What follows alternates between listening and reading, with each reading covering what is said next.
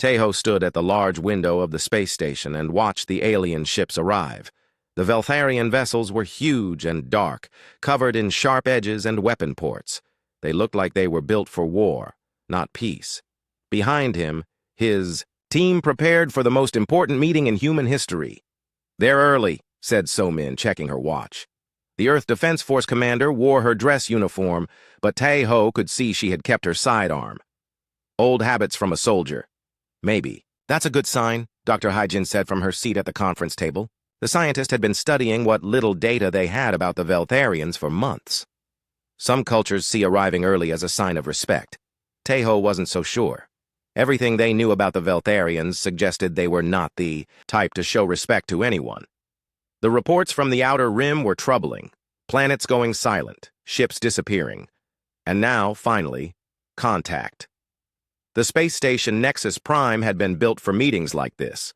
It sat at the edge of both, human and Veltharian space, in what everyone hoped was neutral territory. The station was run by the Cathari, a peaceful species that had been trading with humans for decades. They were good at staying out of fights. "Ambassador," came a voice from the door.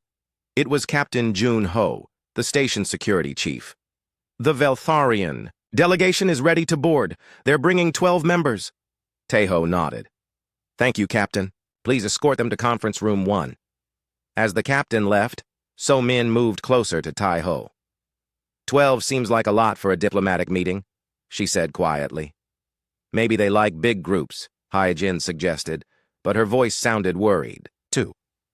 20 minutes later, the Veltharians entered the conference room. Tejo had seen pictures, but seeing them in person was different. They were tall, maybe 7 feet, with gray skin and 4 arms. Their faces had sharp features and small, dark eyes. They wore black uniforms with silver markings that probably showed rank. The leader stepped forward. He was bigger than the others, with more silver on his uniform and scars across his face. "I am High Commander Vexthor of the Veltharian Empire. You will address me as Your Excellence." Tejo stood and bowed slightly. "I am Ambassador Tejo of the United Earth Government. Welcome to Nexus Prime. Please sit." Vexthor looked at the offered chair like it might be poisoned. "We prefer to stand. Your kind sits too much. It makes you weak." The other Veltharians spread out around the room. They didn't take seats either. Tejo noticed they positioned themselves so they could see all the exits. These were not just diplomats. "Very well," Tejo said, remaining standing. "We're here to discuss peaceful relations between our species. Humanity is always interested in making new friends." Vexthor made a sound that might have been laughter. "Friends? You misunderstand your position, human. We do not make friends. We make subjects." So-Min's hand moved slightly toward her weapon, but Tejo caught her eye and shook his head. "Not yet." "I think there may be some confusion," Tejo said calmly. "We understood this was a diplomatic meeting to establish trade relations and mutual respect." "There is no confusion," Vexthor said. His voice got louder, and the other Veltharians moved closer. "The Veltharian Empire has decided to expand into this region of space. Your planets will serve the Empire. Your people will work for the Empire. This is not a negotiation. This is an informing." Hyejin looked up from her tablet. "What exactly are you asking for?" Vexthor turned his dark eyes to her. "We ask for nothing. We demand everything. Complete surrender of all human colonies. Tribute payments of 50% of all production. Your military will be disbanded. Your leaders will be replaced by Veltharian administrators." The room went very quiet. Tejo could hear the air recyclers humming. Outside the window, stars moved slowly past as the station rotated. "And if we refuse?" Tejo asked. "You will not refuse," Vexthor said. "No species refuses the Veltharian Empire." "Actually," So-Min said, stepping forward, "we do refuse. All of it." Vexthor's eyes narrowed. "You refuse?" "That's right," Tejo said. "Humanity will not surrender our freedom or our people. We came here hoping to make friends, but we won't accept slavery." For a moment, Vexthor just stared at them. Then he started laughing. It was not a nice sound. The other Veltharians joined in. You think you have a choice? Vexthor said. We have conquered 47 worlds. We have destroyed civilizations that had been building for thousands of years. What makes you think your pathetic species can stand against us? Maybe because we've been building for thousands of years, too, Ye-Jin said quietly. Vexthor moved fast. One moment he was standing across the room, the next he was grabbing one of his own soldiers. The smaller Veltharian looked confused and frightened. This soldier failed to clean his weapon properly this morning, Vexthor announced. In the Veltharian Empire, failure means death. Before anyone could react, Vexthor twisted the soldier's neck. There was a sharp crack, and the body fell to the floor. The other Veltharians didn't even look surprised. This is what happens to those who fail the Empire, Vexthor said, looking directly at Tai-Ho. Soon, your entire species will learn this lesson. So-Min looked down at the dead body, then back at Vexthor. We've seen worse at our office birthday parties. The Veltharians stopped laughing. Vexthor's face went very dark.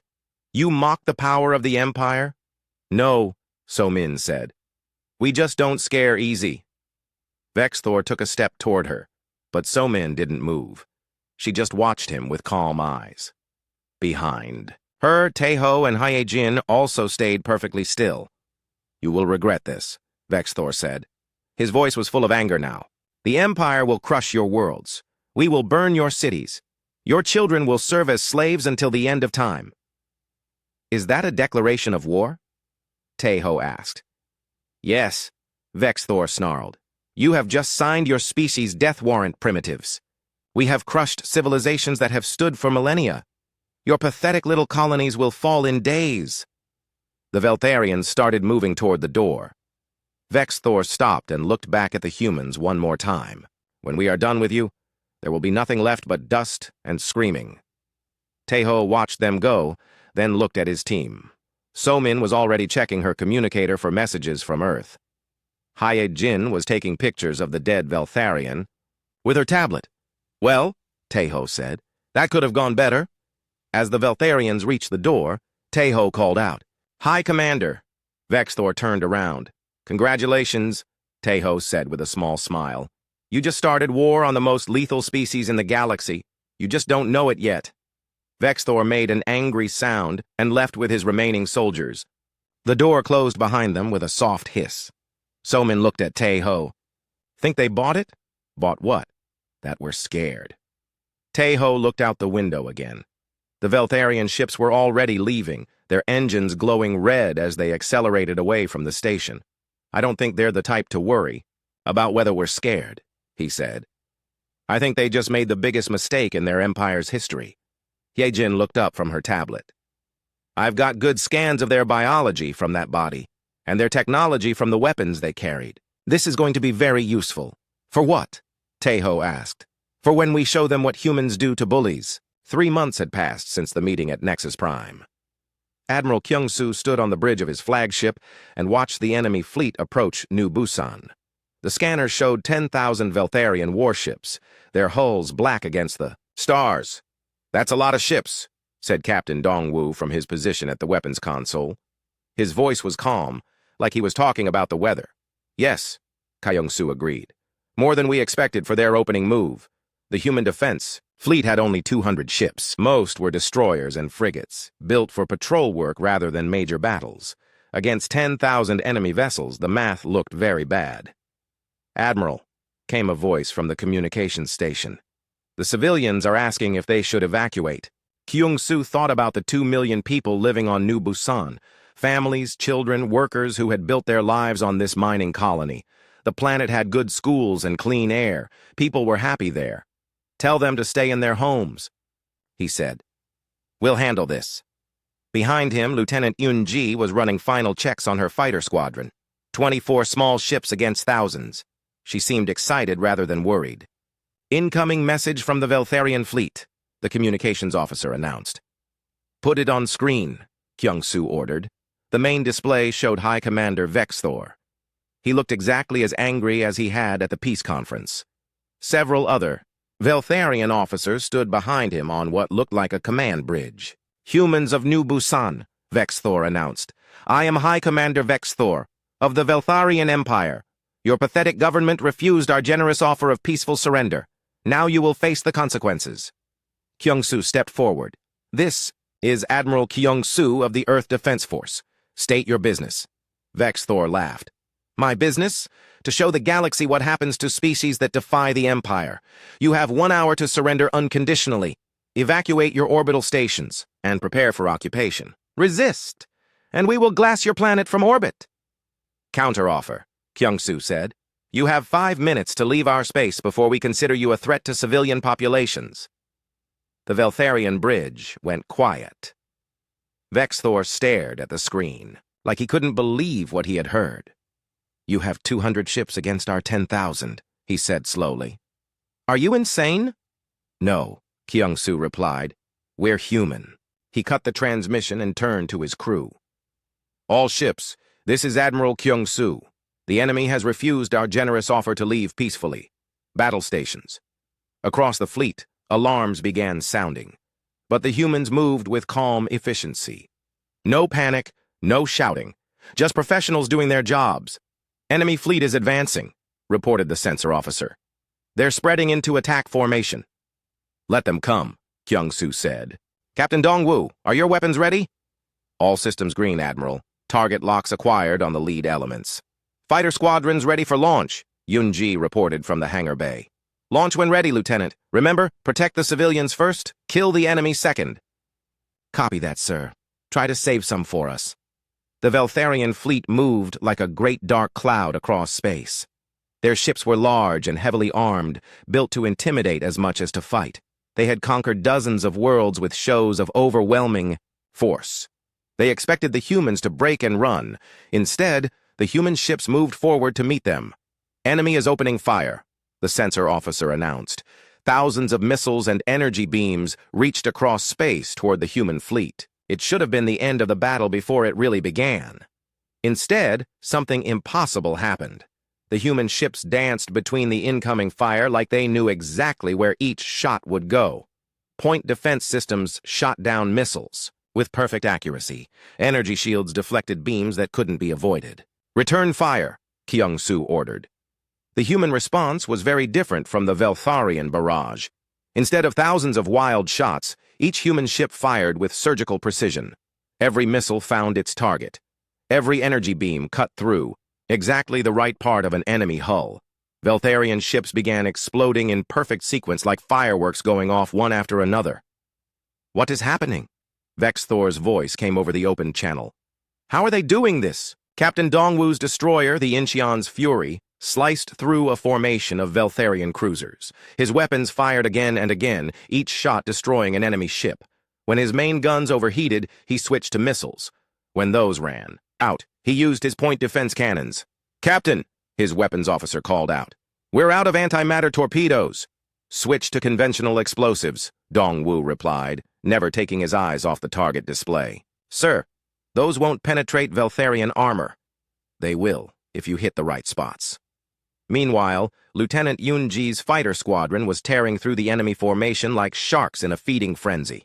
Her small ship twisted and rolled between enemy fire, her weapons picking off Veltharian bombers before they could reach the planet. Fox leader to all fighters, she called over the radio. Remember, these are the guys who threatened our families. Show them what we think about that. Veltharian interceptor got on her tail, its pilot trying to line up a killing shot. Yun-ji waited until the last second, then cut her engines and hit the reverse thrusters. The enemy ship shot past her, and she put 3 missiles into its engine section. Amateur, she muttered, then accelerated toward the next target. Back on. The command ship Kyung-soo watched the battle unfold with satisfaction. The humans were outnumbered 50-1, but they fought like they had the advantage. Damage report, he called out. 17 ships reporting minor damage, came the response. No casualties yet. And the enemy? 8,000 Veltharian ships destroyed or disabled. Kyung-soo nodded. The numbers were about what he had expected. Humans had been preparing for this war for 3 months, ever since the peace talks failed. Earth's best military minds had studied every piece of data about Veltharian ships and tactics. The enemy fought like bullies, lots of noise and threats, but no real skill. They expected their enemies to be afraid, and when fear failed, they had no backup plan. Humans, on the other hand, fought like parents protecting their children. Every shot mattered. Every decision could mean the difference between life and death for the people they were defending. "Sir," the communications officer said, "the remaining Veltharian ships are trying to retreat." "Let them go," Kyung-soo ordered. "But make sure they know they're not welcome back." Yoonji's voice came over the radio. "Admiral, request permission to escort the survivors out of our space." "Granted, Lieutenant. Try not to scare them too much." "No promises, sir." As the surviving Veltharian ships fled toward the edge of the system, the human fleet regrouped around New Busan. The planet was safe. The civilians could sleep peacefully in their beds.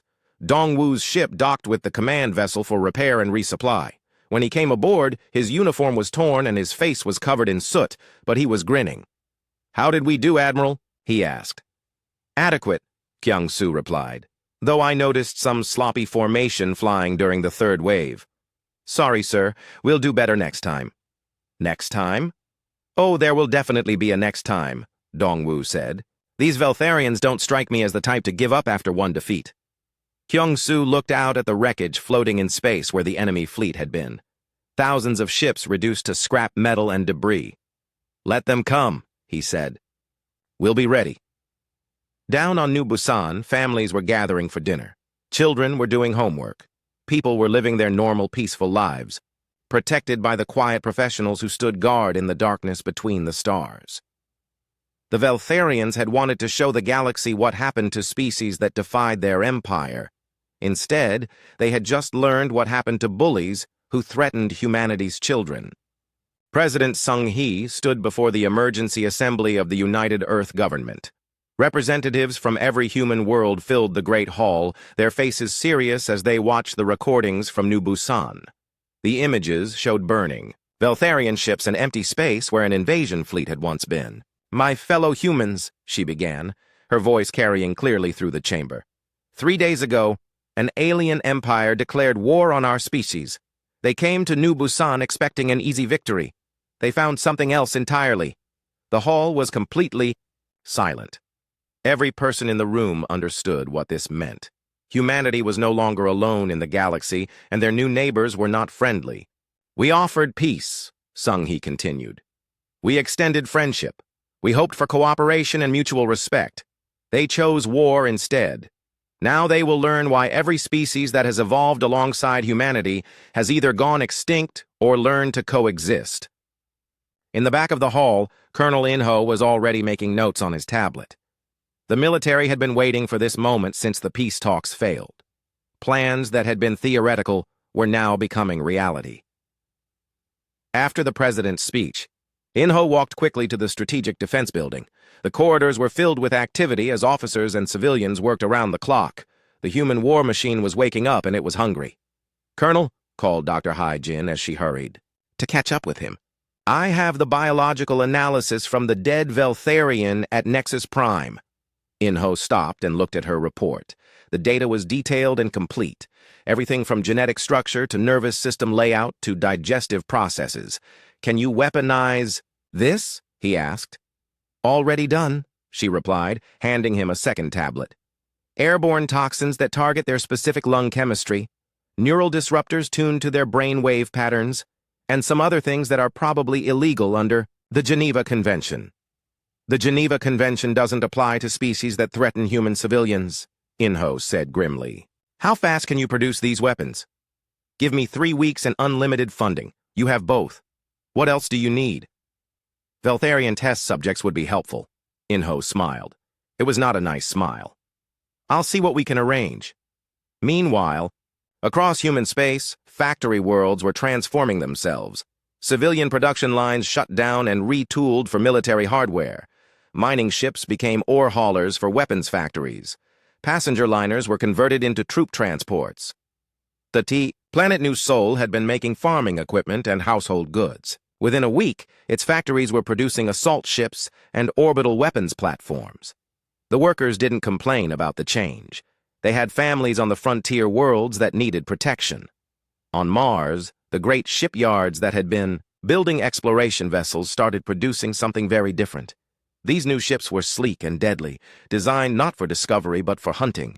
Each one carried enough firepower to destroy a small moon.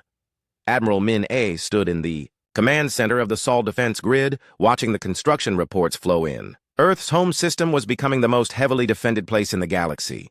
Weapons platforms disguised as asteroids, battle stations hidden in the rings of Saturn, entire moons converted into military bases. "Admiral," her aide announced, "long-range sensors are picking up a massive fleet movement in Veltharian space." Min-A looked at the tactical display. Red dots showed enemy ships gathering from across their empire. 50,000 vessels, all heading toward Earth. "How long?" "Until they arrive?" she asked. 6 days at maximum speed." "Perfect. That gives us time to finish the preparations." Her aide looked worried. "Ma'am, that's 50,000 ships, even with our new defenses." "Lieutenant," Min-A said calmly, "have you read the after-action reports from New Busan?" "Yes, ma'am." "Then you know that Admiral Kyung-Soo's people destroyed 8,000 Veltharian ships with a force of 200. We have 5,000 ships in the Sol defense grid, plus orbital platforms, plus ground-based weapons, plus a few surprises the enemy doesn't know about." "I understand, ma'am. But still..." Min-A turned to face her aide. The young officer saw something in the Admiral's eyes that made him step back. "Lieutenant, the Veltharians are coming here to attack our homes. They want to kill our families and enslave our children. Do you really think we're going to let that happen?" "No, ma'am." "Then stop worrying about the numbers and start worrying about cleaning up the mess afterward." While the military prepared for the coming battle, civilian scientists were making discoveries that would change the nature of warfare itself.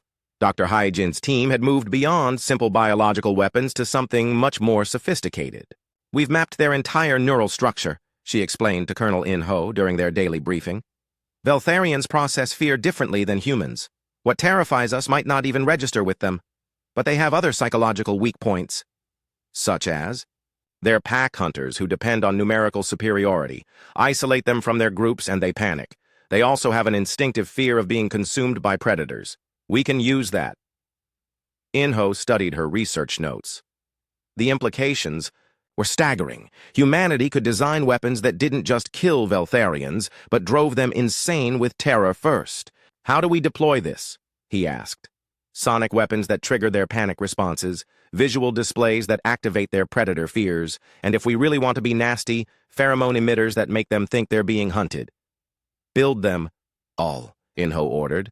"If they want to frighten our people, let's show them what real fear looks like." 6 days later, the Veltharian revenge fleet arrived at the edge of the Sol system. High Commander Vex Thor stood on the bridge of his flagship, looking at the blue-white star where humanity's homeworld waited. "Begin the attack," he commanded. "Burn everything." The massive fleet accelerated toward Earth, confident in their overwhelming numbers. They had brought enough ships to glass every planet in the system twice over. This time, there would be no embarrassing defeats. They were halfway to Earth when the first surprise revealed itself. What they had thought was an empty asteroid suddenly lit up with weapons fire, then another, then dozens more. "We're under attack," called out the sensor operator. "Multiple hostile contacts. They were hidden in the asteroid belt." Before Vex Thor could respond, the real Sol defense fleet appeared. 5,000 human ships emerged from stealth positions throughout the system. They had been waiting, invisible and patient, for the enemy to come within range. But the biggest surprise was yet to come. The space stations orbiting Earth began to move. What the Veltharians had thought were civilian orbital platforms were actually massive battleships, their true nature hidden until this moment. Captain Boram commanded one of these disguised weapons platforms. Her ship looked like a mining station from the outside, but its hull opened like a flower to reveal enough firepower to destroy a fleet. "All stations, this is Control," came Admiral Min-A's voice over the command frequency. "Time to show our guests what Earth hospitality really looks like." The battle began, and it was not a battle at all. It was an extermination.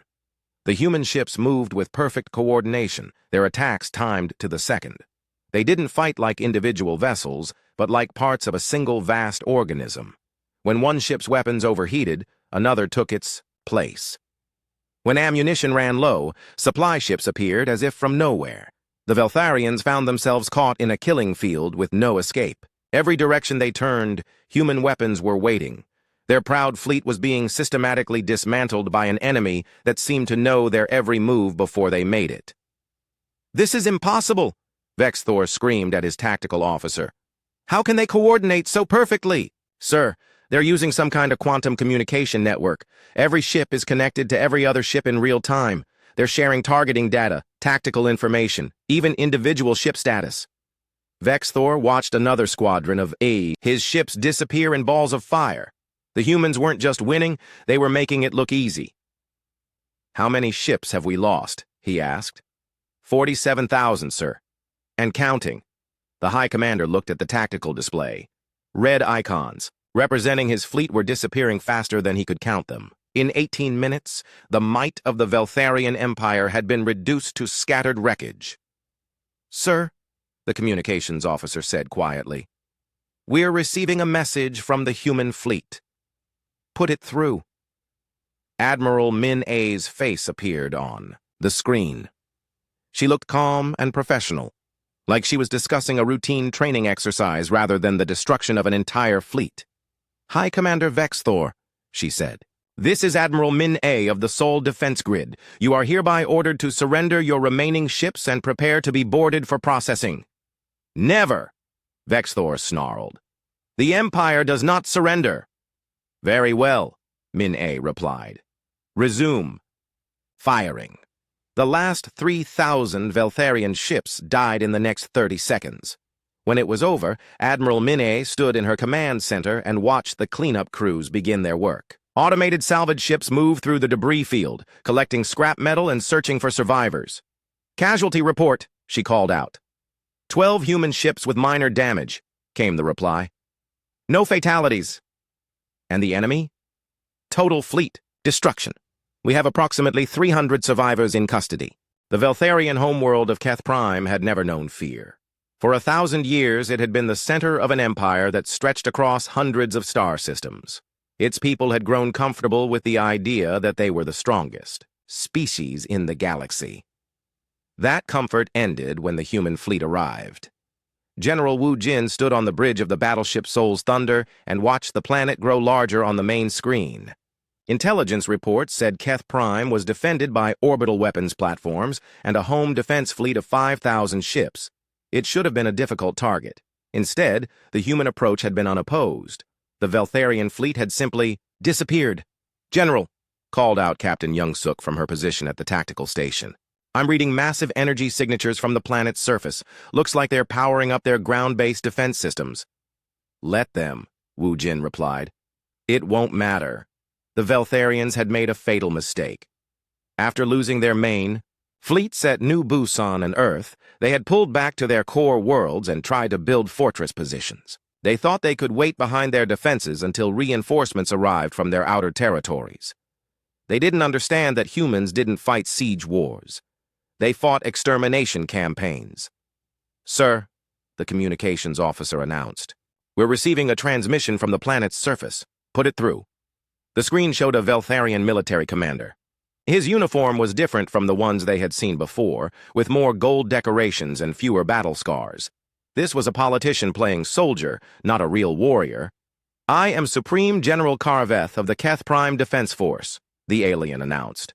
"You will withdraw immediately or face the consequences." Wu Jin stepped forward. "I am General Wu Jin of the Human Expeditionary Force. We're here to liberate the 17 enslaved species being held on your planet. Surrender now, and we'll allow your military personnel to evacuate safely." Karveth laughed. "You think your pathetic fleet can break through our defenses? Keth Prime has never fallen to enemy attack. We have weapons that can crack moons." "We know," Wu Jin said calmly. "We read the instruction manuals." Before Karveth could respond, the planet's defense grid activated.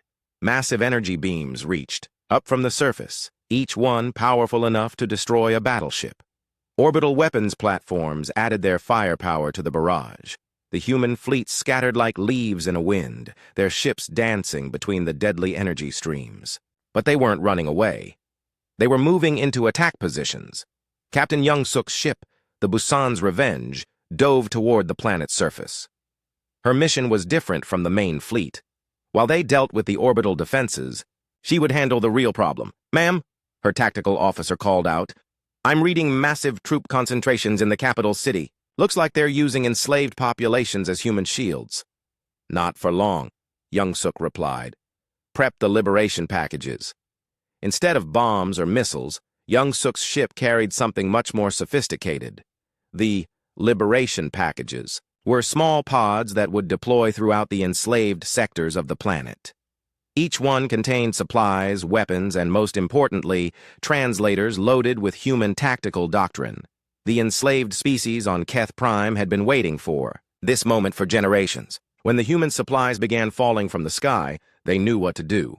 Back in space, General Wu Jin's fleet was systematically dismantling the planet's defenses.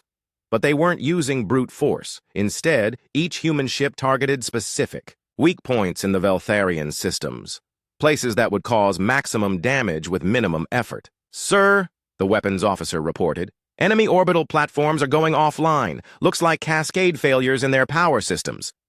"Good," Wu Jin said. "What about the ground installations?" "Also failing, sir. Apparently their defense grid wasn't designed to handle multiple simultaneous system crashes." The Veltharians had built their defenses to resist conventional attacks. They had never considered that an enemy might simply turn their own systems against them. Human engineers had spent months studying captured Veltharian technology, learning its weaknesses, and finding ways to exploit them. Down on the planet's surface, Supreme General Karaveth was discovering that his fortress world was not as secure as he had believed. The enslaved populations were rising up, armed with human weapons and guided by human tactics. But more importantly, they were being led by someone who understood exactly how the Veltharian military worked. "Sir," his aide called out, "the outer defense sectors have fallen. The slaves are advancing on the capital." "Impossible," Karaveth snarled. "They're just farm workers and miners. They don't know how to fight." "Apparently they do now, sir." The humans had done more than just drop weapons to the enslaved populations. They had also deployed military advisors, special forces soldiers who could teach effective resistance tactics in real time. Captain Jamin was one of these advisors, working with a group of former Cathari slaves who had been trapped on Keth Prime for decades. "Remember," he told them through his translator, "the Veltharians expect you to charge straight at their guns. Instead, we're going to hit them from directions they're not watching." The Cathari leader, an old male named Thex, nodded understanding. "Our people have been studying their patrol patterns for years. We know which routes they never check." "Perfect. Here's what we're going to do." Within hours, the Veltharian occupation forces found themselves fighting a war they couldn't understand. Attacks came from sewers and rooftops. Supply convoys disappeared without a trace. Communication lines were cut in patterns that seemed random, but somehow left the defenders blind and confused. Supreme General Karaveth tried to coordinate a response, but his forces were scattered across the planet and under attack everywhere at once. Worse, the human fleet was broadcasting surrender demands directly to his soldiers, offering safe passage off-world for anyone who laid down their weapons. Many Veltharians took the offer. "Sir," his communications officer said, "the 3rd Battalion is requesting permission to withdraw." "Denied!" Karaveth snapped. "We hold this world or we die trying." "The 3rd Battalion isn't asking, sir. They're informing us. They've already started moving toward the human evacuation points." Karaveth looked at his tactical display. Red zones were spreading across the map like infection, showing areas where his forces had lost control. In less than 12 hours, his impregnable fortress had become a death trap. "Get me High Commander Vexthor," he ordered. "Sir, High Commander Vexthor was killed in the battle at the human homeworld. Then get me whoever's in charge now." "Sir, there isn't anyone. The High Command was on the flagship when the humans destroyed the Sol invasion fleet." For the first time in his life, Supreme General Karaveth felt real fear. The Veltharian Empire, which had seemed so permanent and powerful, was falling apart in front of his eyes. In space, General Wu Jin watched the planet's remaining defenses shut down one by one. The liberation was proceeding exactly as planned. By tomorrow, Keth Prime would be free, and its enslaved populations would be on their way to new homes among friendly species. "General," Captain Young Suk reported from the surface, "the capital city has surrendered. Supreme General Karaveth is requesting terms." "Tell him we don't negotiate with slavers," Wu Jin replied. He can surrender unconditionally or keep fighting. Those are his only options. And if he chooses to keep fighting, then we'll demonstrate what happens when humans get tired of being patient. The demonstration wasn't necessary. Carveth surrendered 3 hours later when he realized that his own soldiers were more afraid of the humans than they were of him. As the last Veltharian resistance crumbled, General Wu Jin prepared his ships for the next phase of the campaign. Intelligence reports showed dozens of other worlds where enslaved species were being held. Each one would need to be liberated. It wasn't conquest. Humans didn't want Veltharian territory or resources. They just wanted the galaxy to be a safer place for everyone else. "Sir," his aide asked, "where do we go next?" Wu Jin looked at the star charts showing Veltharian space. Red icons marked worlds where slavery was known to exist. Yellow icons showed military installations that posed threats to civilian populations. Orange icons marked shipyards and weapons factories that could be used to build new fleets. "All of them," he said simply. "We keep going until there are no more red icons on the map." The aide looked at the hundreds of marked systems. "Sir, that could take years." "Then we'd better get started." As the human fleet prepared to jump to the next target, freed slaves were already boarding transport ships that would take them to safety. The Cathari, who had been trapped on Keth Prime for decades, were going home. Other species would be relocated to worlds where they could rebuild their civilizations in peace. The Veltharian Empire had spent 1,000 years spreading fear across the galaxy. Now that fear was being replaced by something else entirely. Hope. And behind that hope came the quiet guardians who made it possible, moving from world to world like a force of nature, inexorable and unstoppable. They didn't conquer territory or demand tribute. They simply removed obstacles to peace and moved on to the next problem. The galaxy was learning that humanity's greatest weapon wasn't their technology or their tactics. 6 months after the war began, Commander Jiwan stood in the conference room of the human flagship Soul's Promise. Through the great windows, she could see representatives from 43 different species waiting to witness the end of the Veltharian Empire. High Commander Vexthor sat at the surrender table, his 4 arms chained and his proud uniform replaced with simple gray clothing. The scars on his face seemed deeper now, and his dark eyes held no anger anymore, only exhaustion. "The terms are simple," Jiwan said, reading from the official document. "Complete dissolution of the Veltharian Empire. All enslaved populations to be freed immediately. All military vessels to be surrendered or destroyed. All war criminals to face trial under galactic law." Vexthor looked up at her. "And my people? What happens to ordinary Veltharians who are just following orders?" "They will be relocated to suitable worlds where they can build peaceful lives. The human commonwealth will provide assistance during the transition period." "Why?" Vexthor asked. "Why show mercy to a species that showed you none?" Jiwan considered the question carefully. Around the room, alien diplomats leaned forward to hear her answer. This moment would be remembered in history books across the galaxy. "Because mercy is what separates civilization from barbarism," she said finally. "Your empire ruled through fear and violence. We choose a different path." Vexthor signed the surrender documents with shaking hands. As he finished, the representatives from the freed species began to applaud. Some were crying. Others were singing traditional songs of liberation in languages that had been forbidden under Veltharian rule. When the ceremony ended, Vexthor remained in his seat while the other delegates filed out. Jiwan stayed behind as well, curious about what the former High Commander wanted to say. "I have to know," he said quietly. "How? How does a species become so efficient at warfare while appearing so peaceful?" Jiwan sat down across from him. "Do you have children, Vexthor?" The question seemed to surprise him. Yes, 2 offspring. They are safe on a colony world." "Then you understand. We're not a warrior species. We're a protective species. Every human instinct, every aspect of our evolution, every fiber of our being is designed to protect what we consider ours. But the precision, the coordination, the way your fleets moved like single organisms. You threatened our families," Jiwan said simply. "Our children, our future.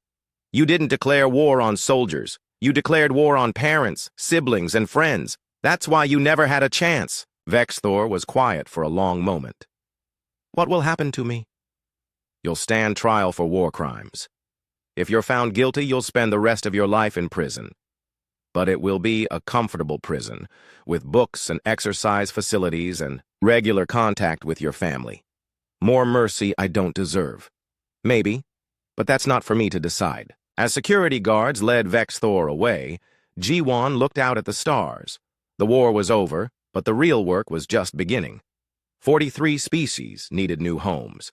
Trade routes had to be re-established. Governments had to be rebuilt from scratch. Ambassador Teho, now serving as the first human chancellor of the Galactic Council, was already coordinating the massive relief effort. His temporary office aboard the flagship was filled with holographic displays showing refugee movements, construction, projects, and diplomatic negotiations. "How are we doing?" G1 asked as she entered his workspace. "Better than expected," Teho replied, manipulating a display that showed shipping routes throughout former Veltharian space. "The Cathari have offered to take in 50,000 refugees. The Zephyrians are providing medical aid to species that suffered under biological experimentation. And the Hegemony is sharing their terraforming technology to help create new colony worlds. What about the Veltharians themselves? Most of them seem genuinely grateful for the chance to start over. We've identified several worlds that would be suitable for their colonies. Desert planets, mostly, since they prefer hot, dry climates." Dr.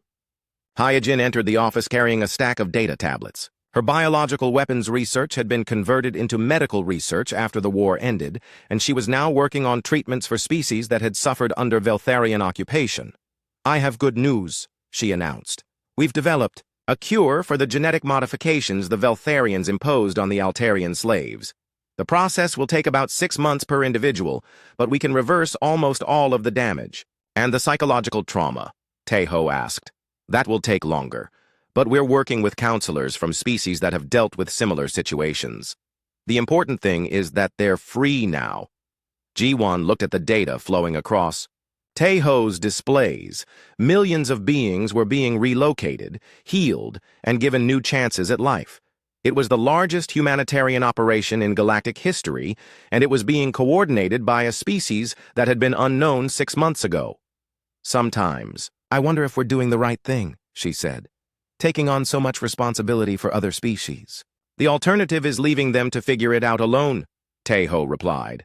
"How well do you think that would work?" 3 months later, G1 found herself on New Busan, the mining colony where the war had begun. The planet had been rebuilt and expanded, its population now including refugees from a dozen different species.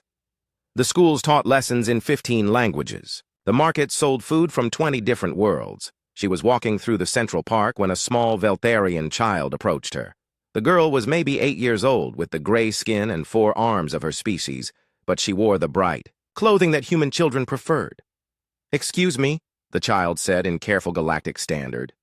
"Are you Commander G1? "I am. What's your name?" "I'm Kestra. My teacher says you're the one who ended the war." G1 knelt down to the child's level. "Many people ended the war, Kestra. It wasn't just me.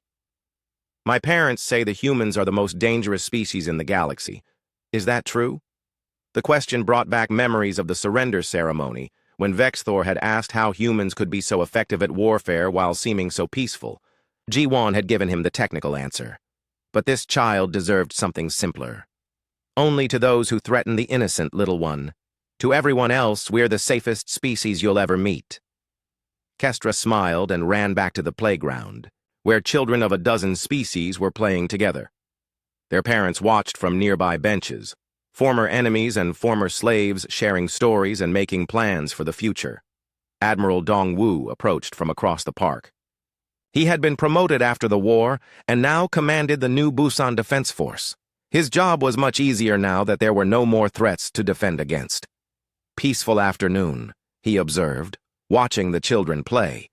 "Very peaceful." G1 agreed. "Almost boring. Good. Boring is what we were fighting for." They watched as a young Cathari boy helped a Veltharian girl reach the high monkey bars. 2 species that had been enemies for generations, Now just children being kind to each other. Do you think it will last? Dongwu asked. This peace we've built? As long as we're willing to protect it, Ji-Wan replied. Above them, patrol ships moved silently across the sky.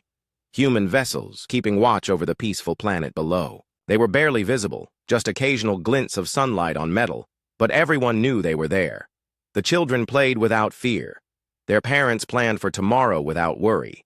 Students studied for careers in a future they believed would be bright and safe. And in the darkness between the stars, quiet guardians stood watch, ready to defend this precious peace against any threat that might arise. The galaxy had learned that humanity's greatest strength wasn't their technology, or their tactics, or their weapons. It was their absolute refusal to accept that suffering was inevitable, that bullies couldn't be stopped, that the innocent couldn't be protected. The Veltharians had wanted to prove that might made right, that the strong would always rule the weak. Instead, they had awakened something that would spend eternity proving them wrong. Humanity had become the galaxy's protectors not through conquest, but through choice. They had claimed no territory, demanded no tribute, imposed no empire. They had simply decided that the universe would be a better place if nobody had to live in fear. And now, on 1,000 worlds across the galaxy, children were growing up in that better universe, never knowing how close they had come to a very different fate. The most dangerous species in the galaxy had turned out to be the most merciful as well, and that made all the difference.